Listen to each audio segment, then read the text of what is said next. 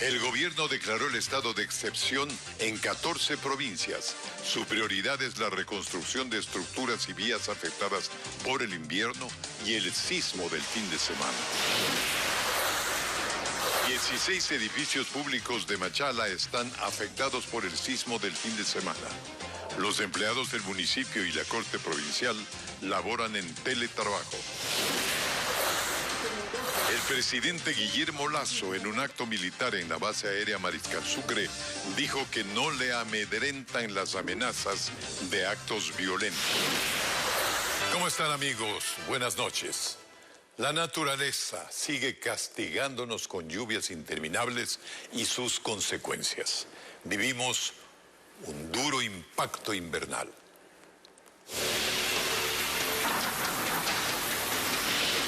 Impacto invernal.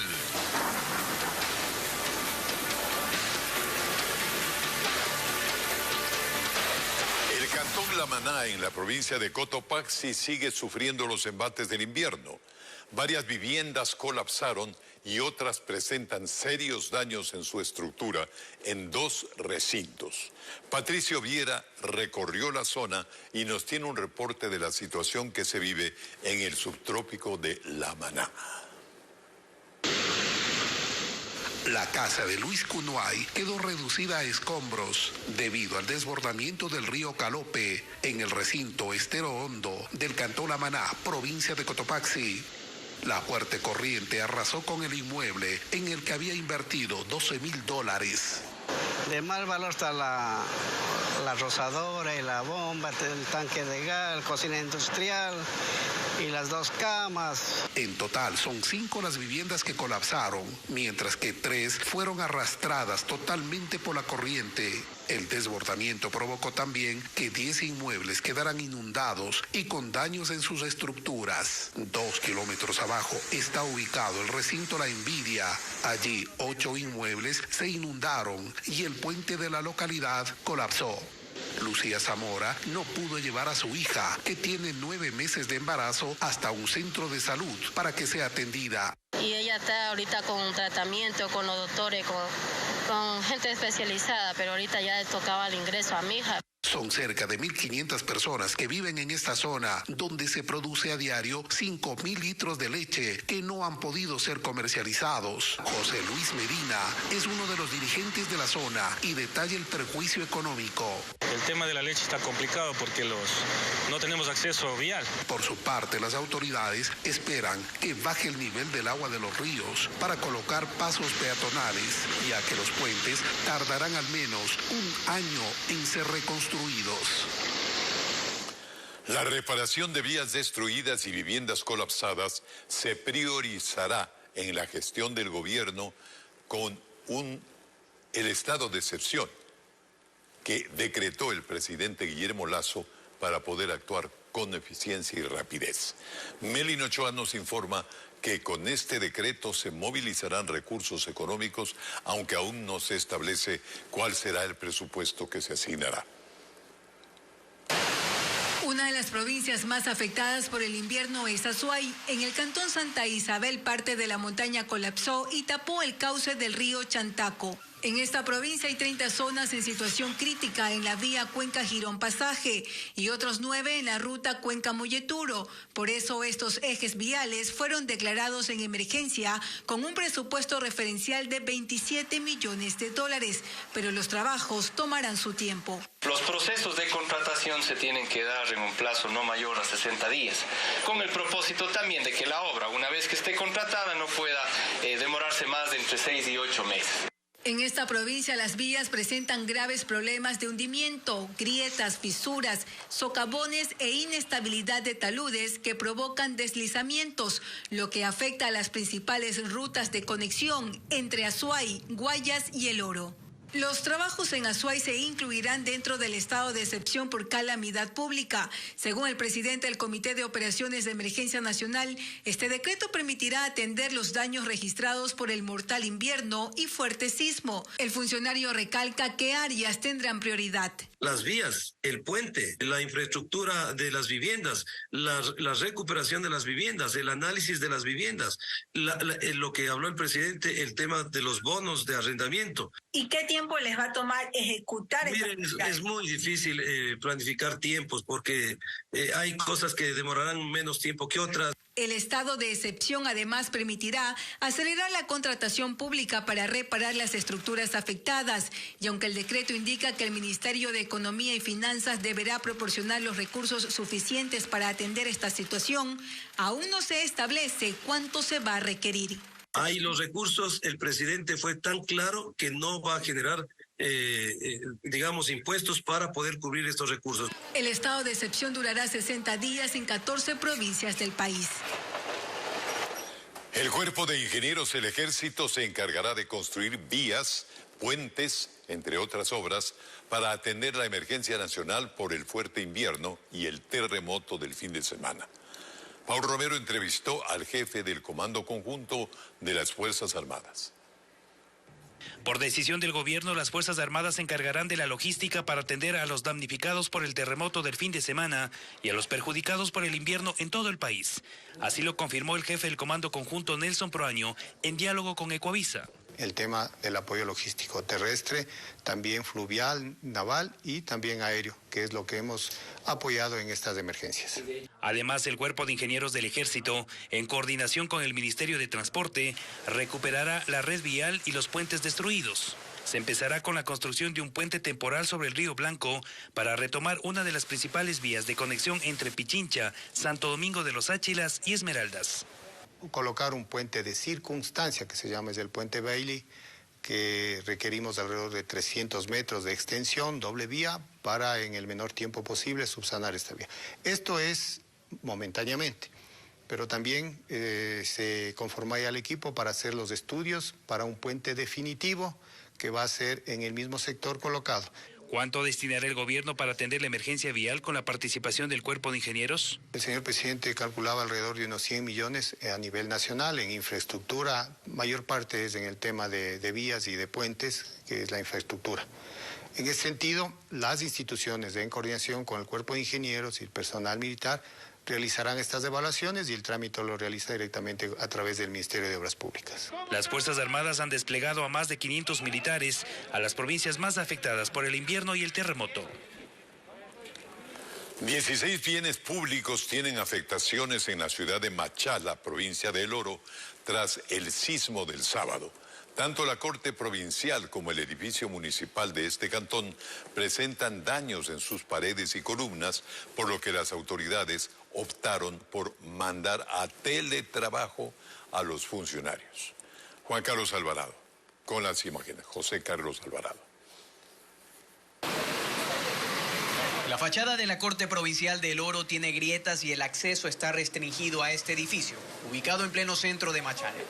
En su interior la situación se ve más crítica. Hay columnas que presentan daños, mientras que las estanterías de los archivos de esta dependencia judicial cayeron. Las paredes se partieron al igual que las baldosas. Y aún se trata de contabilizar el costo en pérdidas de mobiliario y otras afectaciones por la emergencia. Bernardo Vivanco del Consejo de la Judicatura indicó que las audiencias se están realizando de forma telemática, pero han tenido que tomar medidas para evitar la suspensión de los servicios. En lo que respecta a las audiencias de flagrancia, las estamos desarrollando en la Comandancia de la Policía Nacional. 16 bienes públicos han quedado afectados luego del sismo según la Secretaría de Gestión de Riesgos. El edificio municipal de Machala es otro de los inmuebles que presenta daños estructurales. Como en otros casos, también hay afectaciones en paredes, escaleras y más zonas del cabildo. El alcalde Darío Maca señala que aún se levanta información para conocer cuánto costará rehabilitar este edificio y retomar las actividades. Vamos a intentar habilitar diferentes áreas del municipio para poder reiniciar las actividades de servicio a la ciudadanía. Sin embargo, el Colegio de Ingenieros Civiles de El Oro pide prudencia y que primero se estudie a fondo el estado de las estructuras antes de la toma de decisiones. Están seriamente lastimados en lo que son nudos, en lo que es la unión columna-viga. No se puede seguir atendiendo a gente o abrir esos edificios al público, porque en cualquier momento puede pasar una catástrofe. Asimismo, el edificio de la Fiscalía presenta afectaciones. En algunos de estos casos se espera culminar un informe de las estructuras para activar las pólizas de seguros antirriesgos. El presidente Guillermo Lasso señaló que el gobierno no cederá a las amenazas e intimidaciones de organizaciones delincuenciales vinculadas al narcotráfico. Lo dijo este martes, un día después de los atentados en contra de varios periodistas de distintos medios de comunicación, atentados que generaron temor e incertidumbre. Paul Romero con el tema. Este martes el presidente Guillermo Lasso asistió a una ceremonia en el antiguo aeropuerto de Quito. Junto al mando militar y policial, el mandatario habló de la decisión del gobierno para enfrentar las acciones del narcotráfico y el crimen organizado. No descansaremos en esta lucha en contra del AMPA, del crimen organizado y del narcotráfico. No nos van a amedrentar ni sus bombas panfletarias, ni sus amenazas de bomba. Iremos tras ellos para llevarlos a la justicia. En ese contexto, el mandatario se solidarizó con los periodistas que este lunes fueron blanco de ataques con explosivos de manera sistemática. Pidió la participación de otras funciones del Estado para trabajar de manera coordinada y descubrir a los responsables.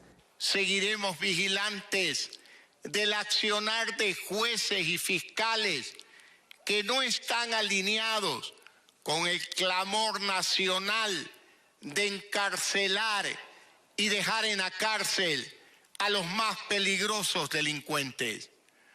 Todos debemos trabajar unidos en esta lucha que pone en riesgo al futuro de nuestras propias familias, de la democracia y del país.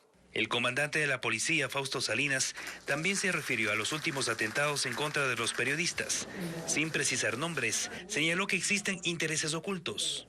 Donde los actores de siempre, los enfermos de poder no democrático, actúan posiblemente conectados con los atentados a periodistas, las amenazas a varias autoridades del Estado, los ataques mediáticos con información falsa, tergiversada, manipulada a instituciones. Por los atentados a los comunicadores, la Fiscalía abrió una investigación por el delito de terrorismo, dispuso pericias y el levantamiento de todos los indicios. Además, activó el protocolo de protección de periodistas. Cadenas de televisión de América Latina y asociaciones de medios de comunicación en el Ecuador expresaron su solidaridad ante los atentados ocurridos en contra de nuestro compañero Lenin Artieda de Ecuavisa y otros medios de Guayaquil y Quito este lunes. Asimismo, los gremios condenaron estos hechos. La Alianza Informativa Latinoamericana, integrada por 22 canales de televisión, entre ellos Ecuavisa, se solidarizó ante los hechos violentos ocurridos este lunes 20 de marzo contra nuestro compañero Lenin Artieda, quien recibió en un sobre un dispositivo USB con material explosivo. En un comunicado, la agrupación de los medios expresó lo siguiente: deseamos manifestarles nuestra total indignación ante los atroces hechos que sin duda atentan no solo en contra de Ecuavisa, sino también de la libertad de prensa en Ecuador. En esa misma línea, la Asociación de Canales de Televisión del Ecuador, la Asociación Ecuatoriana de Editores de Periódicos, la Asociación Ecuatoriana de Radiodifusión Pichincha y los canales comunitarios y regionales del Ecuador, asociados. De igual manera, la Asociación Ecuatoriana de Radiodifusión Nacional AER expresó su rechazo ante tales atentados. La Cámara de Industrias de Guayaquil, de igual manera, rechazó los atentados de periodistas. Vamos a comerciales, amigos, y enseguida las autoridades legislativas analizarán nuevamente la solicitud de juicio político contra el presidente de la República. Indagarán si existe un error en ese documento. Y también un exfuncionario que había sido sentenciado por secuestro durante un anterior gobierno ahora recibe la orden de libertad antes de cumplir su condena. Ya le contamos.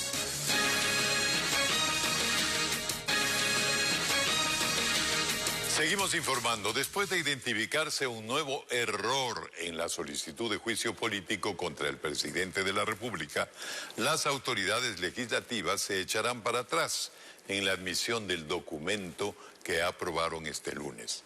A través de una reconsideración, buscan ahora que los proponentes puedan corregir la equivocación, como nos cuenta Patricio Díaz. La solicitud de juicio político contra el presidente de la República ya no llegará a la Corte Constitucional, al menos por ahora. Es que se identificó un nuevo error en el documento, pues transcribieron el artículo 281 sobre concusión, pero con un texto que ya no está vigente, pues fue reformado en 2021. Lo mismo ocurrió con el artículo sobre peculado. Es el texto anterior, la reforma lo cambió. Y por esto la mayoría en el CAL quiere dar de baja su resolución de admitir a trámite el juicio, para que se pueda corregir el error. En la sesión de esta noche pedirán reconsideración, que implica que lo actuado antes queda sin efecto. Por lo que entre el trámite de este martes, la corrección que hagan los proponentes y la nueva aprobación del CAL, la solicitud podría llegar a la Corte más allá de esta semana. Esto pasa luego de que en la misma sesión del CAL, 2 de las legisladoras ya cuestionaron el que se podría estar pasando sobre el procedimiento al aceptar la corrección de otro de los errores del documento, en el cual los proponentes señalaron mal el artículo de la Constitución que los faculta para el juicio político. Escribieron el 131 y es el 129. Igualmente señalaron el artículo 78 de la Ley Orgánica de la Función Legislativa y es el 86. El oficialismo rechazó los consecutivos fallos en la denuncia contra el jefe de Estado. Todos estos errores, entre comillas, digo errores porque ya parecen ser de adrede, nos hace dar cuenta que están en corre-corre, que están de apuro, justamente por querer defenestrar al presidente de la República. El Consejo de Administración Legislativa fue convocado para esta noche de manera virtual. Leonidas Issa, Jaime Vargas y otros dirigentes que participaron en el paro de octubre del 2019 no tienen amnistía. Aunque la Asamblea otorgó ese beneficio a más de 260 personas en el 2022, un error, otra vez, un error en el número de investigación fiscal generó que ellos no reciban el perdón de la justicia. En la Asamblea buscan corregir esa equivocación ahora. Fue en la madrugada del 10 de marzo de 2022. 99 legisladores aprobaron la amnistía para 268 personas. Entre ellos, varios dirigentes de organizaciones indígenas y sindicales que participaron en las protestas de octubre de 2019. Todo parecía bien, hasta que en la comisión legislativa que motivó el proceso, se conoció que a algunos de ellos la justicia no les pudo otorgar la amnistía. ¿Por qué? Los legisladores cometieron un error al escribir el número de la investigación fiscal que correspondía a sus causas. Así, se quedaron sin el perdón de la justicia Leonidas Issa, actual presidente de la CONAIE, Jaime Vargas, expresidente de la CONAIE, Mesías Tatamoes, expresidente del FUT, además de Agustín Cachipuendo y Luis Morales. Pero la Comisión de Garantías Constitucionales se reunió e intenta corregir el fallo. No una nueva amnistía, sino la rectificación de la misma. En ese momento, la Comisión de Garantías Constitucionales está elaborando el informe en el que se hace la rectificación en estos dos procesos. Sin embargo, en el informe de coordinación jurídica de la Asamblea, les indican que si bien se pueden hacer rectificaciones, el Pleno debe aprobarlas con mayoría calificada, es decir, 92 votos. Nosotros consideramos en lo personal que eso tiene que ser aprobado como cualquier otra resolución. Aceptar o no aceptar el informe, para lo cual se necesita mayoría absoluta. Entonces necesitan 70 votos. En la votación del año pasado, los 99 votos fueron de UNES, Pachacutic, varios independientes, Izquierda Democrática y el oficialismo. Votos que por ahora no están garantizados, al menos desde Creo. Dicen que se reunirán en los próximos días para analizar el tema. El caso por el que los líderes indígenas se mantienen investigados es por el presunto delito de secuestro ante la retención de 8 policías en el ágora de la Casa de la Cultura el 10 de octubre de 2019. A propósito de estas amnistías, los paros de octubre del 2019 y junio del 2022 dejaron pérdidas por casi 2.000 millones de dólares. Representantes del sector productivo expresan su preocupación en caso de que pueda llevarse a cabo una nueva jornada de movilizaciones que terminen en vandalismo, falta de ventas a bienes públicos y privados. Juan Carlos Aispurúa tiene el informe. El paro de octubre de 2019, impulsado por la CONAIE y varias organizaciones sociales, duró 11 días. El de junio del año pasado, también convocado por la CONAIE, duró 18 días. Ambos eventos generaron pérdidas económicas al país por casi 2.000 millones de dólares. De esa cantidad, 1.330 millones corresponden al sector privado, que resultó severamente afectado, principalmente actividades como comercio, con 850 millones menos en ventas, turismo, 82 millones, agricultura, 176 millones, y el transporte de pasajeros y productos, con 83 millones de dólares menos. En el caso del sector público, los efectos económicos sumaron 600 millones de dólares. Las actividades relacionadas al sector de energía e hidrocarburos fueron las más perjudicadas, incluidos los daños a bienes estatales. Durante las movilizaciones, en las que además se registraron actos de vandalismo, el riesgo país Ecuador subió. Antes del paro de octubre de 2019, estaba en 600 puntos, pero tras lo ocurrido aumentó a más de 800 puntos, mientras que durante el paro de junio de 2022 llegó a 1.200 puntos. Ahora, con el trámite de un juicio político que amenaza la estabilidad del gobierno y el anuncio de nuevas movilizaciones, la semana arrancó con un riesgo país de 1.950 puntos. Pero, ¿qué tiene que ver el incremento de este indicador con las manifestaciones convocadas por la CONAIE que han paralizado las actividades económicas? El solo anuncio de paro ya ha generado un impacto negativo a la economía ecuatoriana. Un riesgo país que está llegando a los 2.000 puntos, 1.950, el último dato, ya nos evidencia menos confianza, menos inversión, y esa menos confianza, menos inversión termina en menos producción y por ende menos empleo. Por ello, representantes del sector privado insisten en el diálogo como mecanismo para llegar a consensos, evitando actos que puedan generar consecuencias al empleo y al crecimiento económico y productivo del país. El exsecretario de Inteligencia, Pablo Romero, es otro alto exfuncionario sentenciado que recibe una orden de libertad mucho antes de cumplir su condena. Ya ocurrió con Jorge Glass, Alexis Mera y un cabecilla de los Choneros, quienes salieron de prisión gracias a medidas cautelares o beneficios penitenciarios. Nos informa Jacqueline Rodas. En Ecuador existen beneficios penitenciarios y recursos constitucionales que permiten a los sentenciados salir de prisión antes de cumplir su pena. El más reciente es Pablo Romero, exsecretario de Inteligencia del Correísmo, que acaba de recibir una medida cautelar provisional y orden de libertad por parte de un juez de Yaguachi. Fue condenado por el secuestro del político Fernando Balda a 9 años de prisión y hasta el momento ha cumplido 3 años y 1 mes. Su liberación aún no se ejecuta porque el servicio penitenciario encontró irregularidades en la boleta de excarcelación. Pero este no es el único caso. Hace menos de 2 meses fue liberado el exsecretario jurídico de la presidencia, Alexis Mera, condenado a 8 años de prisión como autor de cohecho en el caso Sobornos. Únicamente cumplió 2 años y 5 meses en la cárcel, gracias a la prelibertad otorgada por un juez de Ambato, quien sumó el tiempo que estuvo en arresto domiciliario y le concedió el recurso. Mientras el cabecilla de los Choneros, Junior Roldán, pese a que tiene 9 condenas, varias por asesinato, también se benefició de la prelibertad y de un habeas corpus. Tenía grillete electrónico y ahora nadie sabe su paradero. Antes, fue el ex vicepresidente de la República, Jorge Glass, quien abandonó la cárcel en noviembre de 2022 por una medida cautelar provisional concedida por un juez de Santo Domingo de los Áchilas. Glass tiene 2 condenas en firme por asociación ilícita y cohecho en los casos Odebrecht y Sobornos, la primera de 6 años de prisión y la segunda de 8.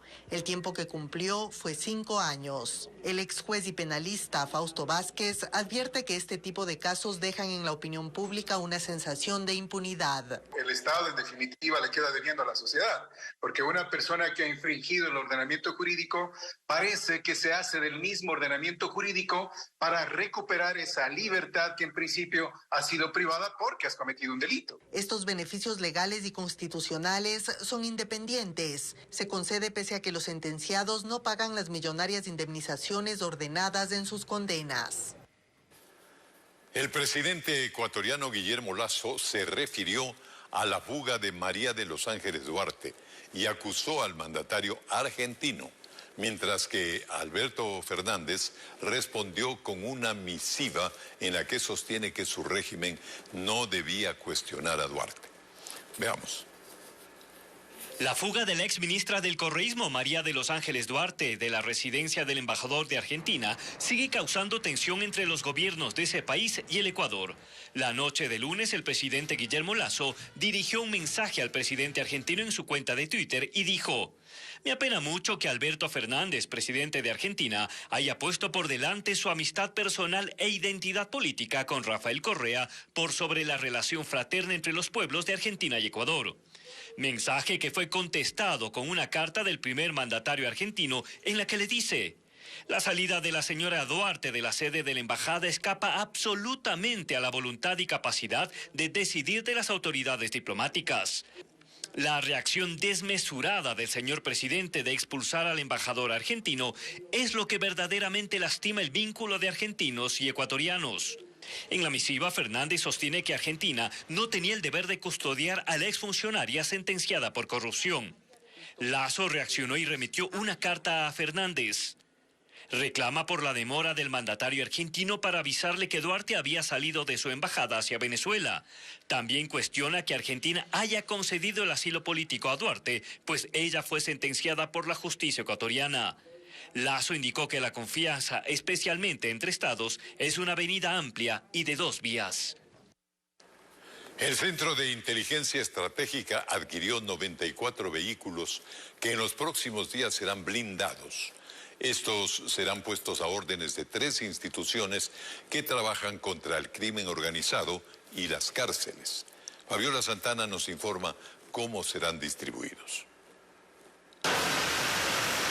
En noviembre del año pasado fue baleado Santiago Loza, quien era director de la cárcel del Inca mientras se dirigía en su vehículo hacia su trabajo. El atentado habría sido como represalia por el traslado de miembros de la organización delictiva Los Lobos. También hace 2 semanas, la directora de la cárcel de mujeres de Guayas fue atacada por 4 personas que dispararon en 30 ocasiones mientras se dirigía a su domicilio. Ella salió ilesa. Por casos como esos, el gobierno decidió entregar carros que serán blindados para los directores de las cárceles del país. Hoy, en una ceremonia, fueron entregados 94 vehículos. 57 serán para unidades operativas de la Policía Nacional, 28 para el Servicio de Atención a Privados de Libertad y las restantes 9 para las Fuerzas Armadas en las zonas de frontera. El Centro de Inteligencia Estratégica, entidad que los compró, los hará blindar. Por ahora no confirma cuándo serán puestos en circulación, ni detalles de los costos de adquisición y cuándo empezarán los trabajos de blindaje. Vamos a comerciales, inmediatamente informamos. Aumenta la venta de vehículos en Ecuador. Los representantes del sector dicen que los precios han disminuido y la producción ha aumentado tras la pandemia.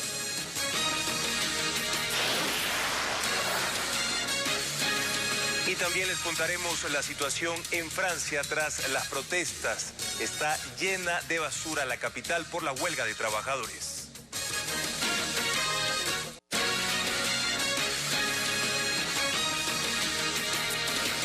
Más noticias, amigos. Los 2 primeros meses del 2023 aumentó la venta de vehículos en el Ecuador. Representantes del sector explican que los precios han disminuido y la producción a escala mundial ha mejorado luego de 3 años de pandemia. Juan Carlos Aesprúa nos informa. Después de 3 años de pandemia, la industria automotriz comienza a recuperarse. Los datos indican que entre enero y febrero de 2022 se comercializaron 19.300 vehículos, mientras que en esos meses de 2023 fueron más de 21.500 los vehículos vendidos. En el segundo semestre del año 2022 ya se vio que paulatinamente se han venido suavizando estos problemas de abastecimiento. Entonces, el abastecimiento hoy en día es casi adecuado por parte de las concesionarias. Se registra que de los más de 21,000 vehículos vendidos, el SUV, que es más espacioso, más alto, con 5 puertas y considerado todoterreno, ocupa el 45% del mercado, con algunos modelos cuyos valores ya son menores a los $25,000, es decir, más asequibles, mientras que el 55% restante corresponde a automóviles, camionetas, camiones y otros tipos. Las marcas en este momento ya tienen una mayor oferta que alternativas hacia los clientes, y también los clientes están buscando nuevas alternativas de movilidad, principalmente requerimientos de seguridad, requerimientos de confort. Y cada vez le hacen menos relevante al automóvil o al sedán. SUV cumple una gestión dual. Entonces tenemos ya carros más grandes, más familiares. ¿Qué pasa con los vehículos ensamblados en Ecuador? También registran un aumento en su demanda en los 2 primeros meses de este año. A inicios de 2022 ocupaban casi el 12% de las ventas totales, mientras que en 2023 se registran más del 14% de ventas. Pero pese a que la demanda de vehículos ensamblados en Ecuador ha aumentado levemente, los carros que más se han vendido hasta inicios de este año son los importados desde China. Fausto Ortiz, exministro de Economía y Finanzas, dirá mañana en Contacto Directo qué efectos causa la baja del petróleo al presupuesto ecuatoriano y de dónde el gobierno sacará los recursos para atender las necesidades causadas por el invierno y por el sismo que están afectando fuerte al país. Transportistas urbanos suspenderán sus servicios desde este jueves en Guayaquil.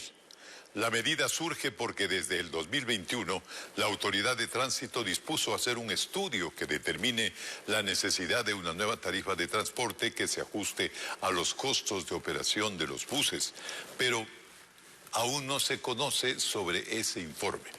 Diego Cuenca nos describe el malestar del gremio que pide el alza del valor del pasaje.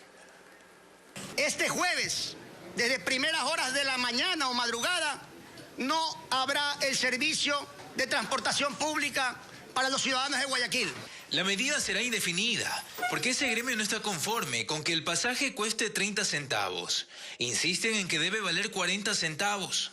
El problema no ha cambiado a pesar de que la Autoridad de Tránsito del pasado 8 de febrero del 2021, es decir, hace más de un año, formalmente dispuso iniciar los trámites administrativos necesarios para la contratación de un estudio que determine el incremento del impacto progresivo del combustible en la tarifa del transporte urbano, así como los costos de operaciones. Esta solicitud fue firmada por el exgerente de esa entidad municipal. ¿Pero qué pasó? ¿Se hizo o no el estudio?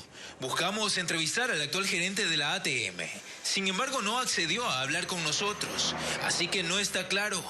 Solo el municipio reiteró que no habrá alza de pasajes y en un comunicado sostuvo que elevar la tarifa de 10 centavos significaría $40 millones al año, que saldrían del 70% de los guayaquileños, que a diario se movilizan en buses. Los transportistas no saldrán a operar desde ese jueves, mientras que el Cabildo porteño les advirtió que suspender el servicio público es un delito. Los habitantes del cantón Sucre, en Manabí, viven una crítica situación debido a la falta de agua potable. La planta de tratamiento de agua de La Estancilla ha tenido que paralizarse continuamente debido a varios daños, como nos muestra ahora Karen Ceballos. Mire, las pocas gotas que caen del cielo las hemos recogido. Los tanques para almacenar agua en las viviendas del sector La Equitativa en el oeste de Sucre están vacíos. Los ciudadanos están angustiados pues no tienen el servicio de agua potable desde hace más de un mes y el poco líquido que obtienen lo han recolectado de las lluvias e incluso del mar. Y ahora agua, ¿de dónde nos sacamos? Dicen que van a dar tanquero y hasta las veces tanquero no hay por aquí. Tenemos que ir a ver agua del mar para ponerle a los baños. Pero no es el único sector afectado. En todo el cantón se registra la intermitencia en el servicio. Esto debido a que la planta de tratamiento de agua potable La Estancilla ha tenido que suspender operaciones en varias ocasiones por las lluvias y por la vetustez de los equipos. Desde esta planta se distribuye agua a 100.000 usuarios de Tosagua, Junín, Bolívar, San Vicente y Sucre. Solo en este último son 45.000 los afectados. Esta semana se registró un nuevo daño en la instalación. Hubo otra rotura en la tubería principal. Contratar tanqueros propios con los recursos de la empresa para poder solventar la necesidad que tenemos. Al momento todo el sistema de agua potable ha sido declarado en emergencia para así acelerar las reparaciones. Y mientras la única solución planteada no se cumple con totalidad, pues la distribución por tanqueros no ha llegado a todas las zonas afectadas.